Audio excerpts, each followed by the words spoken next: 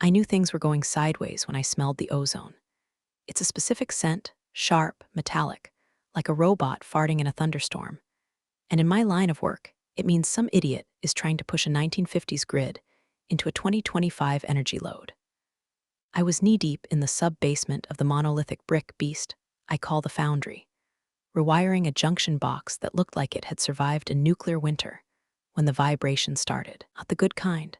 This was the bass-heavy thrum of terrible EDM music vibrating through the cast-iron pipes, shaking the rust loose and dusting my coffee with tetanus. My name is Rebecca.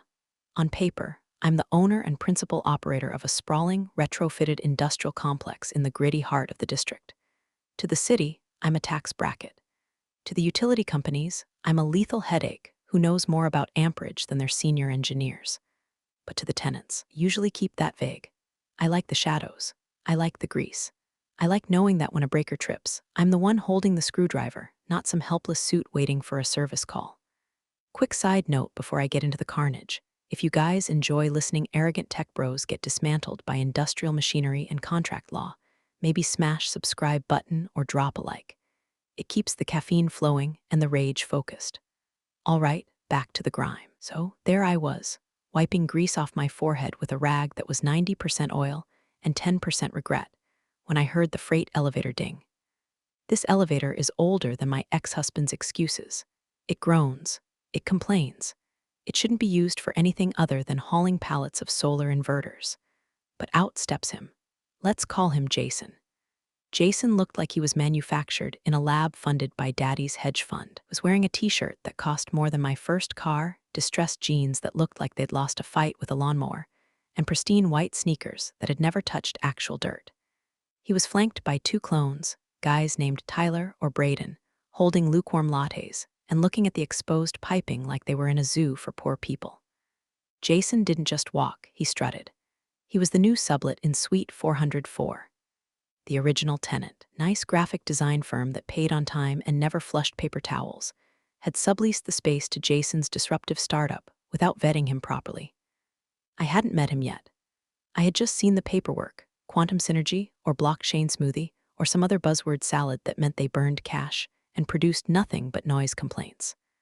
I stepped out of the utility alcove, wiping my hands. I was wearing my favorite coveralls, Carhartt, stained with 3 decades of hydraulic fluid and coffee. My hair was pulled back in a messy bun held together by a zip tie. Don't judge. It holds better than elastic. Yo, Jason barked, his voice echoing off the concrete. He wasn't looking at me, he was looking through me. He was looking for a servant. I paused, leaning against a support pillar that was thick enough to stop a tank. Can I help you? I asked.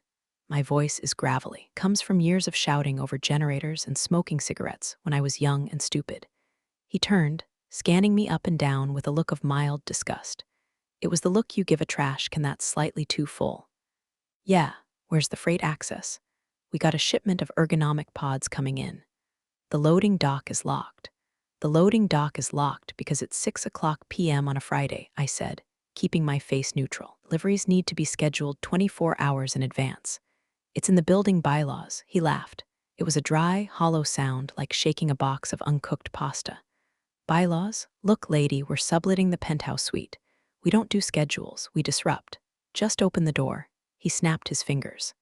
Actually snapped them. At me. The sound triggered a primal rage deep in my lizard brain, kind usually reserved for people who drive slow in the left lane or chew with their mouths open. I don't have the keys on me, I lied. I had the master key, a heavy brass skeleton key that could open the gates of hell if I turned it right, hanging on my hip. Ugh, useless, he muttered to one of the clones.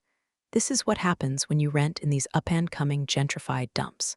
The help is always slow. He turned back to me. Hey, maintenance girl, just go find the super or the landlord or whoever signs your checks. Tell them Jason from Omnistream is here, and I don't wait for doors. Maintenance girl. I felt a smile twitch at the corner of my mouth. It wasn't a nice smile.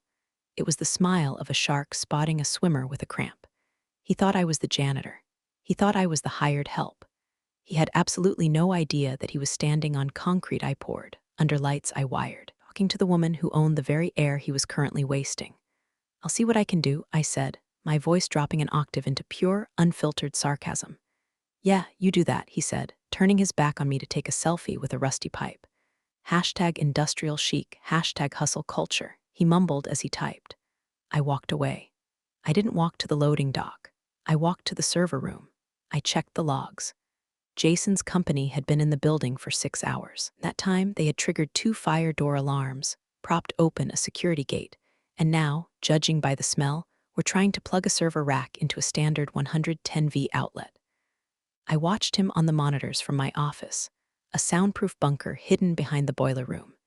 He was kicking the loading dock door now. Disrupt this, I whispered, and I went home for the weekend. I didn't unlock the door. Thing people don't understand about commercial buildings is that they breathe. They have lungs, HVAC handlers, veins, copper wiring, and a brain, the building management system. And I am the neurosurgeon. My weekend was supposed to be peaceful. I had a bottle of Merlot that cost more than Jason's shoes and a stack of trade magazines about photovoltaic efficiency. But my phone kept vibrating. Not with texts, but with alerts from the BMS app. Alert Zone 4 Penthouse Sublet Power Load Critical. Alert Zone 4 Noise Decibel Breach. Alert Zone 4 HVAC Compressor Overload. Jason wasn't just moving in, he was colonizing. I opened the app. The Foundry is a smart building, disguised as a dumb one. I spent 10 years retrofitting it with sensors that measure everything from humidity to CO2 levels. I can tell when a tenant is brewing coffee. I can tell when their stressed temperature goes up. Right now, I could tell Jason was throwing a party. It was Saturday night. The logs showed a spike in energy consumption that looked like a heart attack on an EKG. They had plugged in something massive, probably a sound system that belonged in a stadium, or maybe a crypto mining rig disguised as an espresso machine. I tapped into the security feed. The camera in the 4th-floor hallway showed a conga line of influencers, girls in dresses that defied physics and guys in vests that defied good taste, waiting to get into Suite 404. Jason was at the door, holding a red cup, looking like the king of a very small, very loud hill. He had duct-taped the fire door open. I took a sip of wine. This was a violation of Lease Clause 14, B. Fire Safety, and Clause 9, A. Noise Ordinances. But I wasn't going to call the cops. That's too easy. That's too Karen. Prefer to let the building do the talking. I accessed the HVAC controls for Zone 4. You like it hot, Jason? I muttered. Let's see how your hair gel holds up against a tropical climate. I didn't turn the heat on. That would be obvious. Instead, I disabled the cooling compressors for his zone and adjusted the humidity set point to Amazon rainforest. In a room packed with 50 bodies dancing and drinking, the temperature would naturally rise. Without the AC to strip the moisture, it would become a swamp within 20 minutes. I watched on the monitor. It was subtle at first. People stopped jumping. Then the fanning started. Expensive menus were waved in front of sweaty faces. Jason was running around, yelling at a thermostat on the wall. He was jamming his finger into the plastic casing like it owed him money. Joke's on him. That thermostat is a dummy unit. Installed it purely for the psychological comfort of tenants who think they have control. Real control happens on my iPad, 3 miles away while I'm wearing fuzzy socks. My phone rang. It was the emergency maintenance line. I let it go to voicemail. 10 minutes later, a voicemail popped up. It was Jason. Yeah, this is Jason from Omnistream. The AC is broken. We're dying up here. Fix it. Now. It smells like a locker room. This is unacceptable service for the rent we're paying. Technically, he wasn't paying me rent. He was paying the subleaser who was paying me. And the subleaser, a nice woman named Sarah, was currently in Bali and not answering her phone. I didn't call him back. I just watched. The party thinned out. The beautiful people don't like to sweat. They started drifting toward the exit, their makeup melting, their enthusiasm wilting like lettuce in a sauna. Jason was frantic, trying to hand out warm beers, but the vibe was dead. The networking event of the century had turned into a hot yoga class with alcohol. The next morning, Monday, I was in the lobby, checking the mail. I looked presentable, blazer, jeans, clean boots, not maintenance girl attire, but owner attire. Jason stormed in, looking hungover and furious.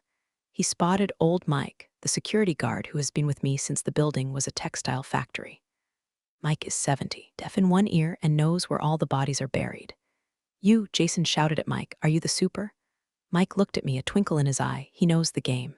He shrugged. I just watched the door, son. Well, tell your boss that the HVAC system is garbage. Jason screamed, his voice cracking. My launch party was a disaster. Who runs this place, a slumlord? I cleared my throat. Is there a problem? I asked, stepping forward. Jason spun around. He narrowed his eyes, recognized me, but he couldn't place it. The jumpsuit was gone, the hair was down. To him, faces of service workers don't register. Yeah, there's a problem, he sneered. The building is falling apart, and wait. Didn't I tell you to fix the loading dock door on Friday? He squinted. The recognition landed. Oh my God, you're the cleaning lady I saw in the basement. My blood pressure spiked, but my face remained stone. I'm not the cleaning lady, I said calmly. Whatever. Maintenance, janitor, same thing. He waved his hand dismissively. Just tell Miss Langley, or whatever the name on the lease is, that I'm docking the rent for the AC failure. He walked past me, bumping my shoulder. Miss Langley, Mike whispered after the elevator doors closed. You want me to ban his fob? No, Mike, I said, smoothing my blazer. He wants a war with the building. I'm going to give him one. But first, I need to check his paperwork.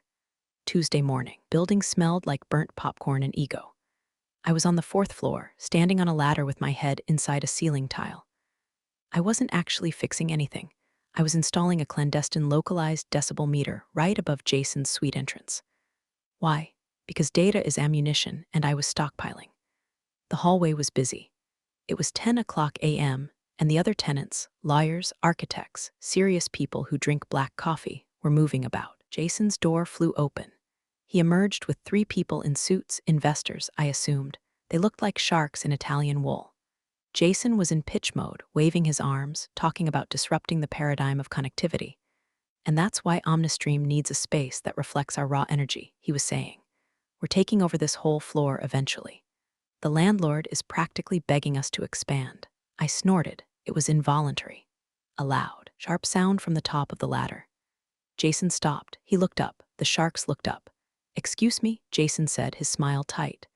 I looked down, a screwdriver in my hand, just clearing my throat. Don't mind the dust. He stared at me. The connection clicked. The maintenance girl from Friday, the cleaning lady from Monday. Now the annoyance on a ladder. You again, he sighed, performing exasperation for his audience. Guys, this is what I'm talking about. Infrastructure here is vintage. We're constantly having to ride the staff to keep things running. He looked at me, his eyes cold. Hey, while you're up there, fix the light in the conference room. It's flickering. It's giving me a migraine. I climbed down slowly. I folded the ladder. I wiped my hands on my pants. I don't change light bulbs in tenant suites, I said, my voice flat. That's your responsibility. Read your lease. Clause 5, Section C, Interior Maintenance. Air in the hallway changed. It got heavy. You don't talk back to the talent in Jason's world. He stepped closer, invading my personal space. I could smell the stale coffee and the mints he used to cover it up. Excuse me, he hissed, low enough so the investors couldn't hear the menace, but loud enough for me. I don't think you understand how this works. I pay the bills here, you fix the shit. That's the transaction. Now, go get a light bulb. I'm calling your supervisor and getting your ass fired before lunch. One of the investors chuckled. Feisty help is hard to find, huh, Jason? That was it. That was the moment. The click. I didn't yell. I didn't throw the ladder. I felt a cold, calm clarity wash over me. It was the same feeling I get when I look at a complex schematic and see exactly where the short circuit is. I'm not maintenance, I said, loud enough for the investors to hear. And I don't have a supervisor. Jason laughed, a barking, ugly sound. Then what are you, a squatter? Leave, get off my floor before I call security. Your floor? I raised an eyebrow. Get out. He pointed down the hall. I looked at him. I looked at his finger. I looked at the investors who were now watching with amusement. Okay, I said, I'll leave. I picked up my ladder. I didn't look back. I walked to the elevator, pressed the button, and waited. And don't come back without a work order. He shouted after me. The investors laughed. The door to his suite slammed shut. I rode the elevator down to the basement in silence. My heart wasn't racing. My hands weren't shaking. I was completely, terrifyingly calm. I walked into my office. I locked the door. I sat down in my Herman Miller Aeron chair, the one luxury I allow myself. I pulled up the master lease agreement for the building. I navigated to the folder labeled Tenant, Design Corp. Subleaser. I opened the file, Sublease Agreement, Omnistream. I cracked my knuckles. You want me to leave, Jason? I whispered to the screen. Fine, but if I leave, I'm taking the building with me. I didn't just want to evict him. Eviction is messy. It takes months. Judges, lawyers, appeals. It's a headache. No, I wanted to dismantle him. I wanted to make his environment so hostile, so technically uninhabitable, that he would beg to leave. Open the building systems, critical infrastructure panel. Then I opened the legal, lease violations spreadsheet. I started typing. Entry 1, unauthorized modification of electrical grid server racks. Entry 2, unauthorized commercial assembly party. Entry 3, verbal harassment of building owner, recorded on hallway cam 4. He thought he was subletting an office. He didn't realize he was subletting the inside of machine. He just insulted the operator. Time to tighten the screws. There's a special kind of poetry in a commercial lease agreement. Most people see a wall of text, written in the dry, soul-sucking language of lawyers. I see a weapon. I see a schematic of trapdoors and tripwires, waiting for a moron to step on them. I spent Wednesday turning my office into a war room. The walls were covered in blueprints, but my desk was covered in paper. I dug out the original master lease for the graphic design firm that sublet to Jason. They were good tenants, quiet, respectful, paid in autodraft. But in their haste to move their operations to a cheaper hub in Austin, they had been sloppy with the sublease rider. I found it on page 42, paragraph 7, the permitted use clause. The premises shall be used solely for general office administration and graphic design work. Any use involving heavy machinery, high-density data processing, commercial event hosting, or manufacturing requires prior written consent from the landlord. I leaned back, lighting a cigarette. I know, smoking indoors is illegal. I own the building. I turned off the smoke detector in my office. Sue me. Jason wasn't doing general office administration. Based on the power draw I was seeing on the monitors, he was running a crypto mining farm or hosting a server for a massive app. Amperage spikes were consistent with high-load GPU processing. That's not office work. That's industrial data processing. And then there were the mixers. My phone pinged. It was an email from the tenant below Jason, a patent law firm. Subject, Elephant Stampede. Message, Rebecca, is there a bowling alley being installed upstairs? The ceiling tiles are shaking dust onto our briefs. Please advise. I checked the security feed. Jason was on the roof. Roof of the foundry is not a terrace. It is a membrane roof covered in gravel, housing 4 massive HVAC chiller units, a nest of solar inverters, and enough pigeon crap to fertilize a farm.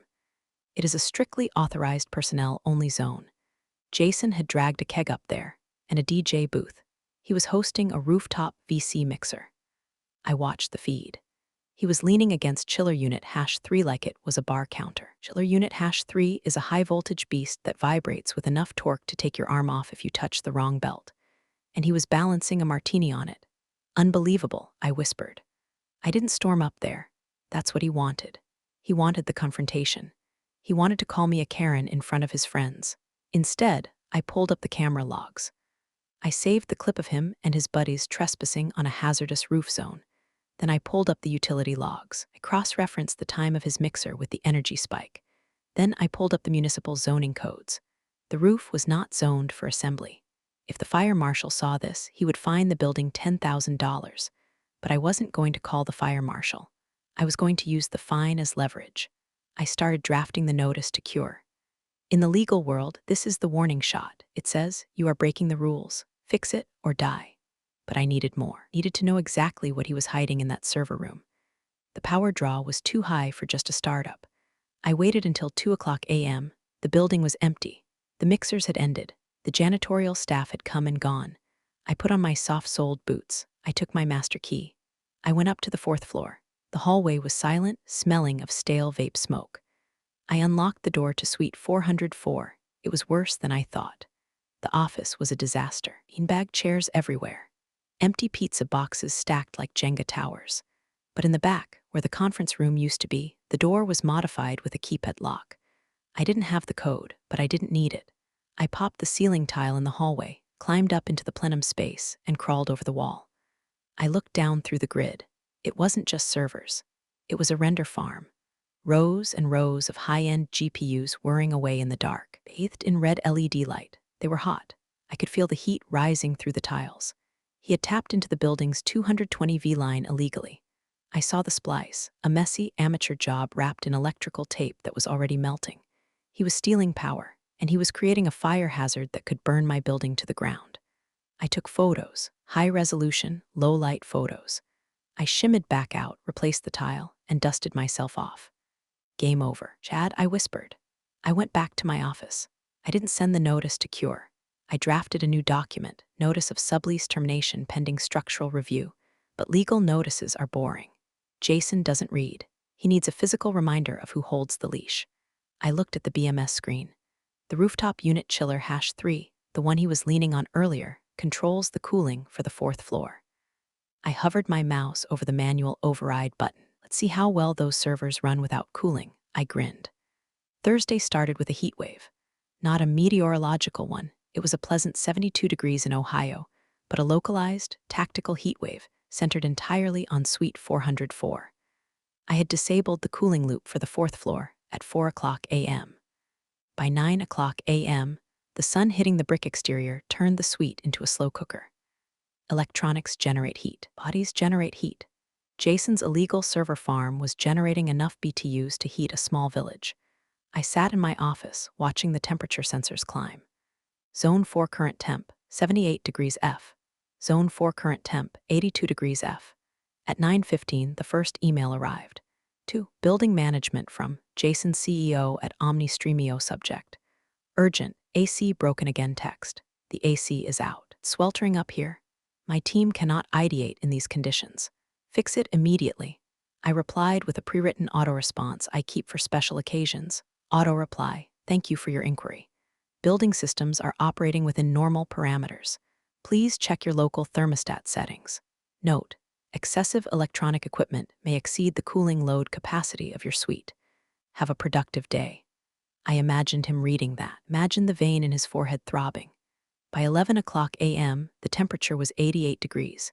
I decided to escalate. The building runs on a smart water pressure system. I can control the flow rate to specific sectors to balance the load during peak hours, or, in this case, to simulate a drought. I throttled the water pressure to the 4th floor kitchenette and bathrooms to 10%, just enough to trickle, just enough to be maddening. I watched on the hallway cam. One of the Brents, or maybe a Kyle, walked into the bathroom. He came out 2 minutes later, looking confused and shaking his wet hands because the air dryer was also, tragically, disabled at the breaker panel. Jason stormed out of his office. He was wearing a tank top now. Professionalism had dissolved along with his antiperspirant. Why is there no water? He screamed at the ceiling. He marched to the elevator. I knew where he was going. He was coming to the lobby to yell at Mike. I called Mike on the radio. Mike, incoming Boji, code red. He's going to be hot and irrational. Copy that, Miss Langley, Mike wheezed. I'll put on my listening face. I switched the monitor to the lobby cam. Jason exploded out of the elevator. He looked damp. Hey, you, security. Mike looked up from his crossword puzzle. Help you, son? Everything is broken. The AC, the water, the internet is lagging. What kind of third world operation is this? Ah, the internet. I had almost forgotten. I tabbed over to the network switch controls. I didn't cut his internet, that would be too obvious. Instead, I set up a packet loss rule. Every 10th packet of data sent or received would just vanish. It's the digital equivalent of a stutter. Websites load, then freeze. Zoom calls disconnect for 3 seconds, then reconnect. It is psychological torture. Makes you question your sanity. I can't stream my pitch deck. Jason was yelling at Mike. Weather's nice, though, Mike offered helpfully. I don't care about the weather. Where's the landlord? I want to speak to the owner right now. Owner's out of town, Mike lied effortlessly. Big conference. In, Iceland. Jason kicked the front desk. This is a breach of contract. I'm suing. I took a bite of a bagel. Go ahead, sue the subleaser, I thought. See how that goes. Jason pulled out his phone. He was dialing someone. Mom? Yeah, it's me. No, the office is a disaster. It's like a sweatshop. Can you talk to Dad's lawyer? Yeah, no, I need you to send more money for a coworking pass. We can't stay here. He was cracking, but he wasn't leaving. Not yet. He had a launch demo scheduled for Friday, tomorrow. The investors were coming. The press, or what passed for press in his circle, mostly TikTok bloggers, were coming. Couldn't move the venue. He was trapped. I checked the logs. He had brought in portable AC units. I saw them on the camera, big, ugly plastic tubes sticking out of the windows. He was trying to fight the building. Cute. Portable ACs draw a lot of power, and his server farm was already pushing the amperage to the limit. I did the math. Servers plus portable ACs plus sound system for the launch was going to exceed the 200 amp breaker capacity for his panel. I didn't need to do anything else. Physics was about to take the wheel, but just to be sure, I drafted the final document, the one I would hand him personally. The stage was set. Friday morning, D-Day, or, as I like to call it, the day Jason learns what a circuit breaker actually does. The lobby was buzzing. Caterers were wheeling in carts of overpriced hors d'oeuvres. Banner was being hung over the entrance. Omnistream, the future is now. The irony was thick enough to choke a horse. The future was currently being powered by extension cords daisy-chained across the floor because I hadn't reset the outlets in the conference room. I was in my office printing. The printer hummed, a reliable, soothing sound. Document 1, Notice of Immediate Lease Revocation. Document 2, Evidence of Code Violations, Photos of the Server Farm. Document 3, Cease and Desist Order Regarding Unauthorized Electrical Modifications. Document 4, Invoice for Damages, $14,500. I placed them in a crisp, cream-colored envelope. I sealed it with a wax stamp. Okay, not really, but I licked it with extreme prejudice. I walked out to the lobby. Jason was there, directing the placement of a cardboard cutout of himself. He looked manic. His eyes were red. His hair was frizzy, thanks to the humidity, and he was vibrating with caffeine. Jason, I said. He spun around. He saw me, the maintenance girl, holding an envelope. Not now, he barked. Can't you see I'm busy? If the toilet is clogged, call a plumber. I don't have time for your incompetence today. This is for you, I said, extending the envelope. It's from the landlord. He snatched it from my hand without looking at me. Finally, probably an apology letter, or the check for the AC repairs I demanded. He tossed the envelope onto a pile of swag bags. I'll read it later. Go clean up the loading dock. My investors are arriving in an hour. He didn't open it. Perfect. If he had opened it, he would have seen the line, effective immediately. All utility services to Suite 404 will be suspended due to safety violations. He would have had time to cancel.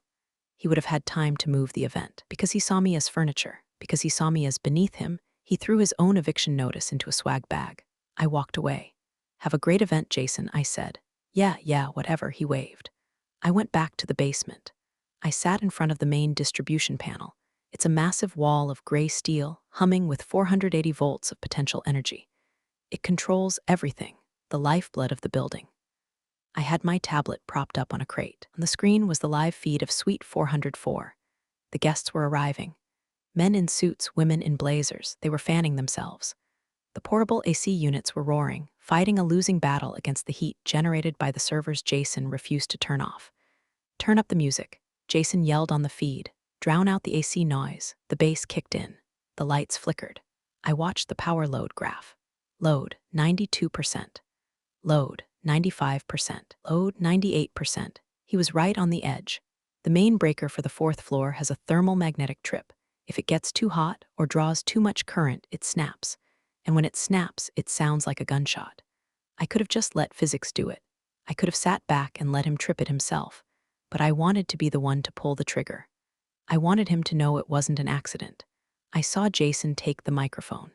He stepped onto a small stage. Behind him, a massive screen was projecting his slide deck. Welcome, visionaries, he shouted. Welcome to the disruption. Disruption incoming, I whispered. I opened the smart breaker control interface. I selected panel 4 main. I hovered over the command, trip. My finger hovered over the glass.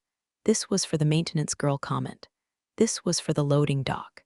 This was for the unauthorized server farm. This was for the arrogance of every man who thinks the world runs on magic, not mechanics. I waited for him to get to the financial projections slide. As you can see, Jason said, pointing to a graph that went straight up, our power is limitless. Actually, I said to the empty basement, it's limited to 200 amps. I tapped the screen. Clack. The sound of a heavy industrial breaker tripping is distinct. It's a solid, mechanical thud that vibrates through the floor.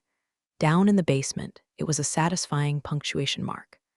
Up on the fourth floor was the apocalypse. On the monitor, the room went black. Instantly, the music died, the projector died. The portable AC units groaned and spun down into silence. The servers, those precious, illegal revenue generators, whined as their fans lost power. For 3 seconds, there was absolute silence. Then the panic set in. Whoa, someone shouted. Is this part of the show? An investor asked, his voice nervous in the dark. The emergency lights kicked on.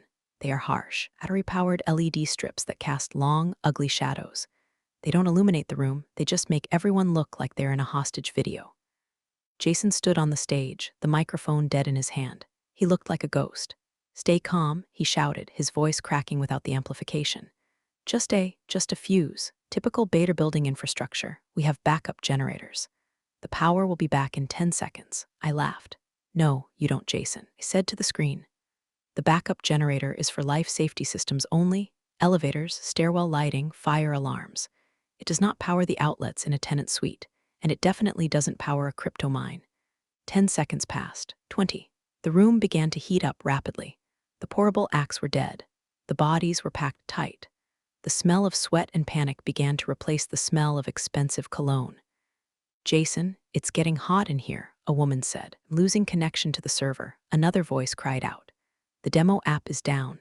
Jason scrambled off the stage. He was frantic. He pulled out his phone, using the flashlight to blind his own investors as he ran toward the door. "I'll fix it. I'll go reset it myself. Nobody leave. This is just a test of our resilience." He ran into the hallway. He ran to the electrical panel in the utility closet. I watched him on the hallway cam, yanked the panel door open. He stared at the breakers. He flipped them. Nothing happened. The sub-panel in his closet was fed by the main panel in the basement, and I had locked the basement panel out. He slammed the closet door. He kicked it. "Damn," he screamed, his voice echoing down the hall. Back in the suite, the investors were standing up. "This is a joke," one said. "Let's go." I'm sweating through my suit. Omnistream, more like Omnisham. Jason ran back into the room. "No, it's the landlord. She's incompetent. I'm going to sue her into the ground." "Just wait 5 minutes." He grabbed a waiter. "Go find someone. Find the janitor. Find that woman." That was my cue. I stood up. I smoothed my blazer. I picked up my tablet. I didn't run, I walked.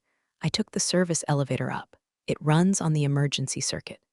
I stepped out onto the 4th floor. The hallway was filled with people leaving. Investors streaming out, loosening their ties, checking their phones. I walked against the current. I looked like Moses parting the Red Sea of disappointed venture capitalists. I reached the door of Suite 404. Jason was standing there, drenched in sweat, illuminated by the harsh glare of the emergency light. He looked wild. He saw me. "You," he screamed. He lunged at me, pointing a finger in my face. "You did this? You tripped the breaker, you incompetent." He stopped. He looked at my face. Really looked at it. He looked at the tablet in my hand, which was displaying the live schematic of his suite's power load. He looked at the calmness in my eyes. "Where is the landlord?" he hissed. "Get her on the phone right now." I tapped the screen on my tablet. The emergency lights in the hallway flickered once. "Jason," I said, my voice cutting through the noise, "I think you should read the letter I gave you." "The letter?" He blinked, sweat dripping into his eye. "What are you talking about? Fix the lights?" "I can't fix the lights, Jason," I said calmly, "because I turned them off." The silence that followed was heavy. The few remaining investors near the door stopped. They turned to watch. This was more interesting than the slide deck. You turned them off," Jason stuttered. "You're the janitor, you can't." "I'm not the janitor," I stepped closer. "And I'm not the maintenance girl. My name is Rebecca Langley. I own this building. I own the copper wires you're melting, own the cooling units you're overloading, and I own the lease you just violated about 12 different ways." His jaw actually dropped. It was a cartoonish, physical reaction. You're the owner." "Surprise," I said deadpan, "but you were wearing coveralls. You were fixing the—" "I'm a hands-on owner," I interrupted. "Unlike you, I actually know how my business works." I held up the tablet. I swiped to the photos I had taken in the ceiling, photos of his illegal server farm. "This is a render farm, Jason, or maybe a crypto mine. I don't really care which. What I care about is that it's drawing 240 amps on a 200 amp circuit. It's a class of fire hazard. It's a violation of your sublease rider, Clause 7, regarding commercial use. And it's stealing electricity." I swiped again, the graph showing the power spike. "And this," I pointed to the red line, "is where you tried to run a nightclub on a system designed for a graphic design studio. You didn't just trip a breaker, you melted the subfeed." Jason looked at the tablet. He looked at the investors, who were now whispering. This is a misunderstanding," he stammered, his arrogance deflating like a punctured tire. "We were pivoting. We needed the compute power. I was going to pay for the upgrade."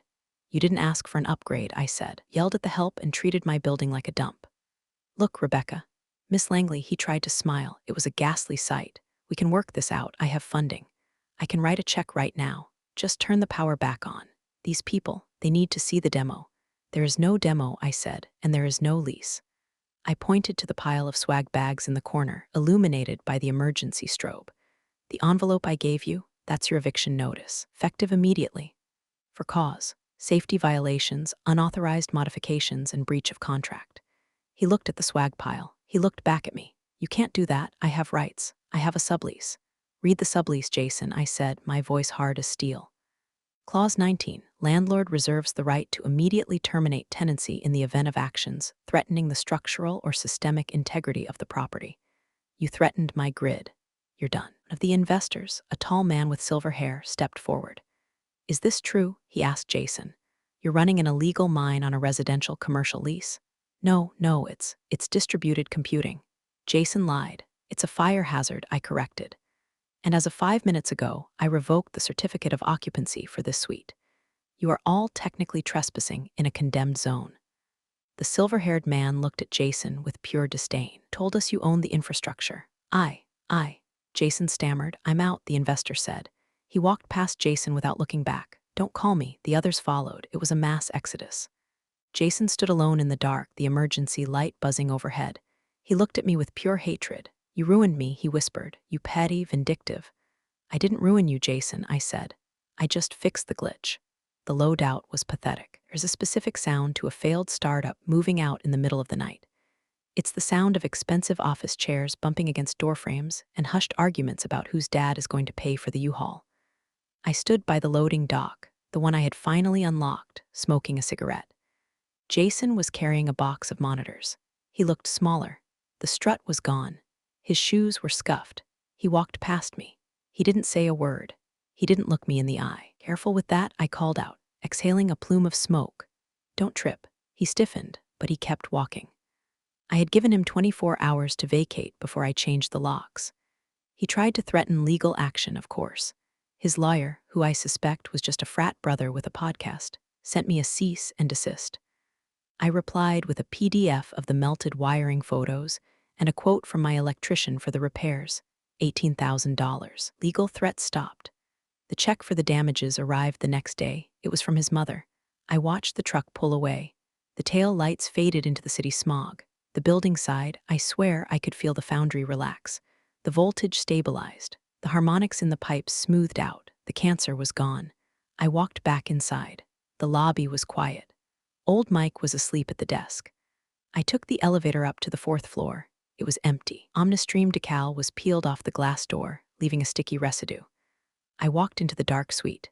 It still smelled faintly of nervous sweat and ozone. I went to the thermostat, the dummy one on the wall. I patted it affectionately. Then I pulled out my phone and opened the BMS app. Zone for status, vacant. System mode, eco-idle. I tapped a button. The lights in the suite softly illuminated at 20% brightness. The AC hummed to life, a gentle, steady purr, setting the room to a crisp, dry 72 degrees. The systems were balanced. The load was nominal. I walked to the window and looked out at the city. Some people think being a landlord is just collecting checks. They don't understand. It's about maintaining the ecosystem. It's about protecting the machine from the ghosts in the wires and the idiots in the distressed jeans. I pulled a mini bottle of whiskey from my pocket, a souvenir from a tenant's holiday basket. I cracked it open. Here's to maintenance, I whispered. I drank it in one shot. Then I turned off the lights, locked the door, and went downstairs to fix a leaky valve in the basement. Because unlike Jason, I actually have work to do. Office life teaches us one thing over and over: people reveal themselves eventually. This story just happened to catch that moment on record. Thanks for listening. See you again soon.